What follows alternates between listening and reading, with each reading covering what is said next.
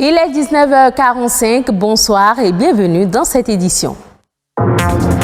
Aujourd'hui, 6 mars, les médias accordent une attention aux enfants dans leur programme. Cette journée est dédiée à la célébration de la Journée internationale de la radio et de la télévision en faveur des enfants. La Caisse nationale de sécurité sociale va au contact des collectivités locales. Elle parle des réformes initiées au sein de l'entreprise, ceci pour rehausser son image vis-à-vis de ces derniers. La prière participe à la cohésion sociale et au développement. Elle est donc capitale dans la vie d'une nation. Le père Hubert Kelohide nous en dit plus dans un instant.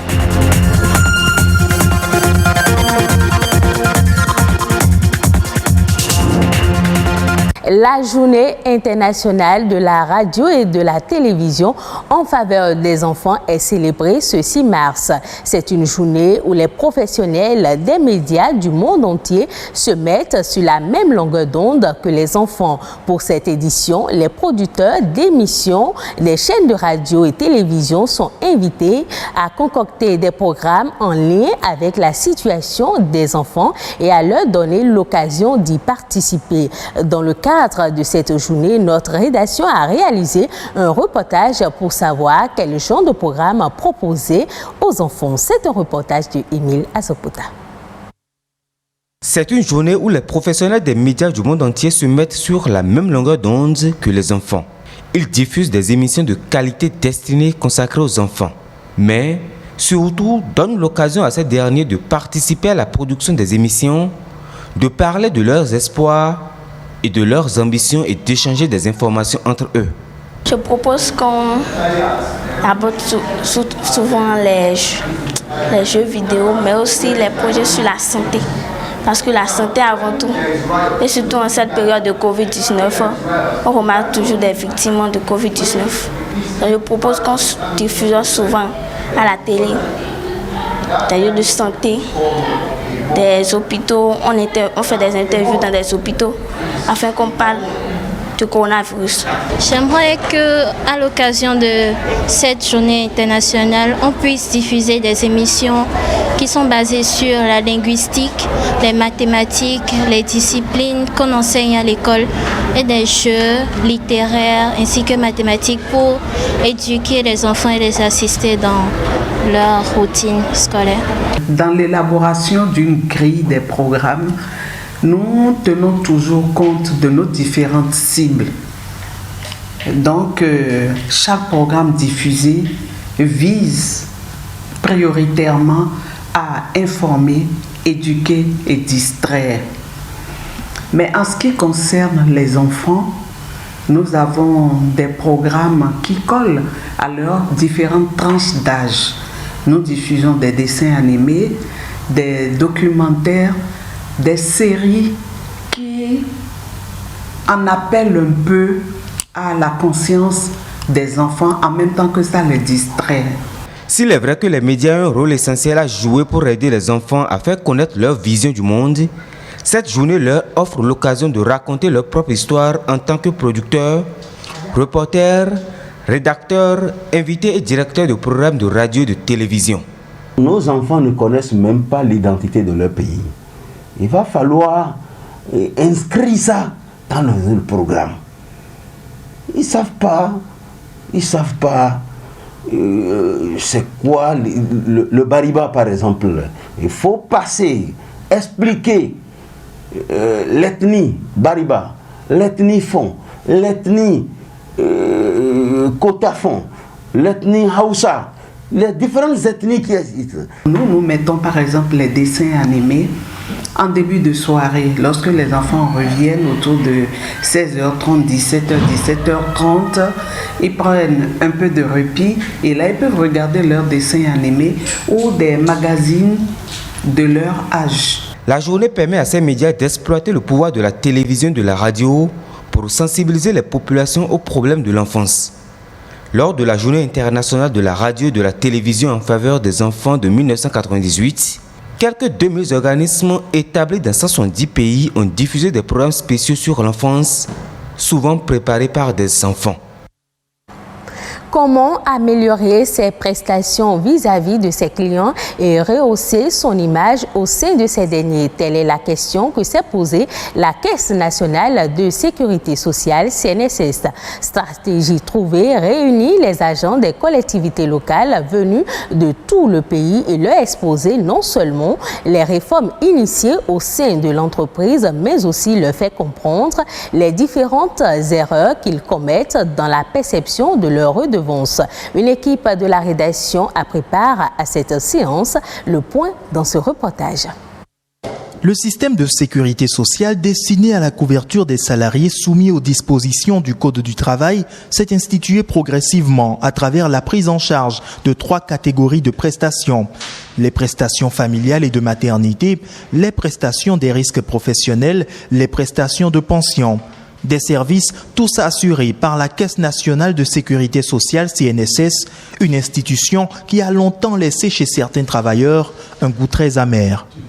Depuis un certain moment, nous avons constaté que les agents qui étaient agents de des collectivités locales, qui étaient en service à la préfecture de Cotonou, ont eu des problèmes de défalcation sur leur pension. La préfecture payait, mais au niveau de la CNSS, les documents ne sont pas retrouvés. Lorsque vous payez les cotisations, la CNSS vous renvoie encore des notes, vous demandez de solder vos comptes alors que vous êtes à jour. Des agents des collectivités locales qui souffrent le martyre avec la CNSS et subissent des difficultés dans la déclaration et le paiement des cotisations sociales. En voici plusieurs venus des communes et préfectures du pays pour prendre part à cet atelier de sensibilisation initié par la CNSS. Objectif, améliorer la relation CNSS-collectivité locale. C'est une réunion dont la tenue a été accélérée avec une séance que nous avons eue avec le médiateur de la République où le problème a été soulevé.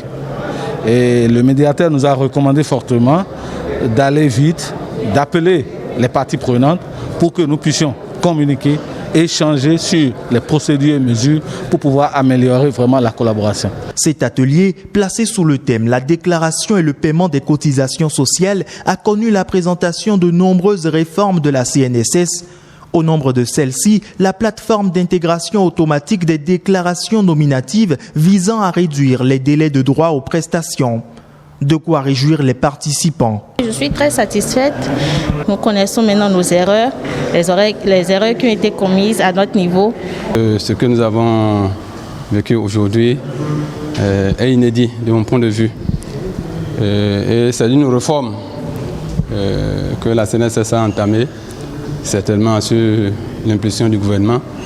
Une réforme que nous saluons. Je suis doublement satisfait. Si cette séance n'était pas organisée, il le fallait. Ça permet de relancer chaque partie et de faire naître, de créer un partenariat gagnant-gagnant entre les deux structures. Après cette rencontre, la CNSS entend créer un creuset permanent de réflexion en partenariat avec l'Association nationale des communes du Bénin, ANCB. Le but, permettre aux agents des collectivités locales de chaque commune du Bénin de percevoir leur pension aussitôt après leur départ à la retraite.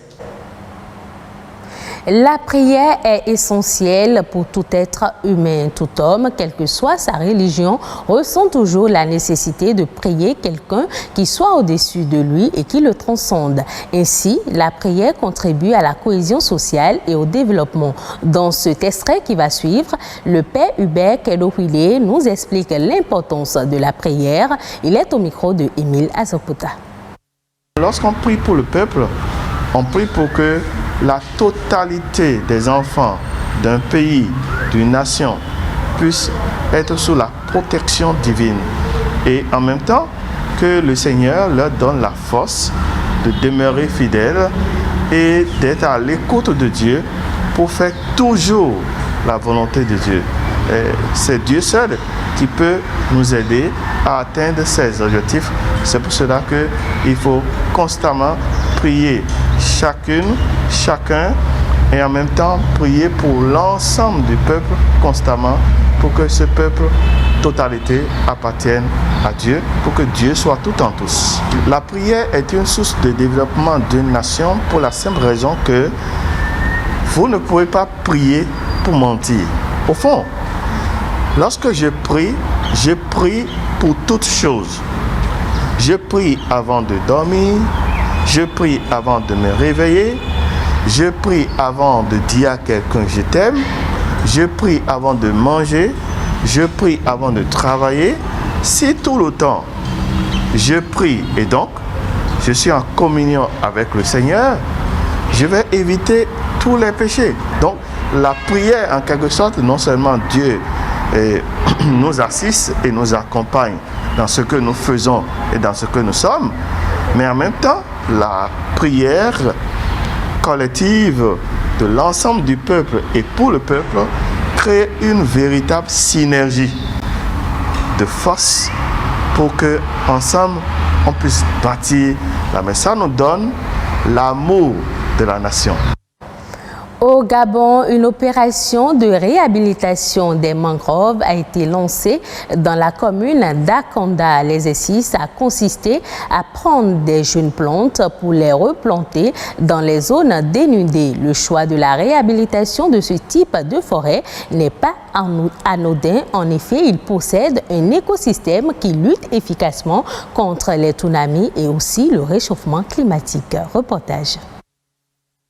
Détruites depuis plusieurs années, les mangroves d'Okala Rivière et Okala Débarcadère viennent d'être réhabilitées. On a pris juste des jeunes plantes de rhizophora qu'on a replantées dans des zones qui étaient dénudées.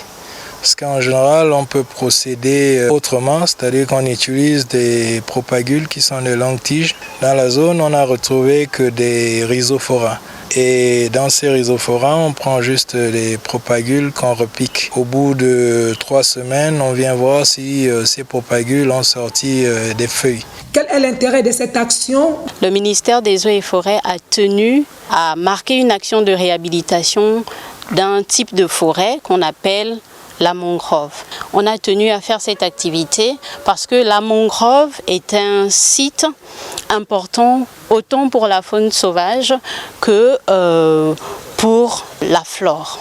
Donc c'est un écosystème particulier qui est important pour la lutte contre les changements climatiques et on a tenu à venir faire cette activité qui sert aussi de sensibilisation pour les populations qui vivent autour de mangroves. En plus de protéger le littoral de l'érosion, des tsunamis et de stocker le carbone à marée basse, la mangrove constitue une vaste zone d'alimentation pour de nombreuses espèces d'oiseaux migrateurs à marée haute. Les oiseaux trouvent refuge dans les palétuviers qui leur servent alors de reposoir.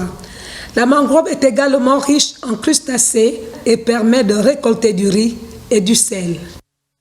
En Égypte, le gouvernement a entrepris un renforcement de sa législation afin de mieux protéger ses ressources en eau de surface et en eau souterraine. Le pays, qui est de plus en plus préoccupé par l'utilisation de ses ressources en eau, entend bientôt préserver la biodiversité. La future loi prévoit en effet des amendes pouvant aller à 200 000 francs CFA contre toute personne qui couperait un arbre sur les terres publiques sans autorisation préalable. Ces mesures visent principalement à préserver l'écosystème du Nil dont l'Égypte dépend pour son alimentation en eau. Ainsi se referme cette édition. Merci de l'avoir suivi. Retrouvez ce journal sur le site de l'ORTB, www.ortb.bj.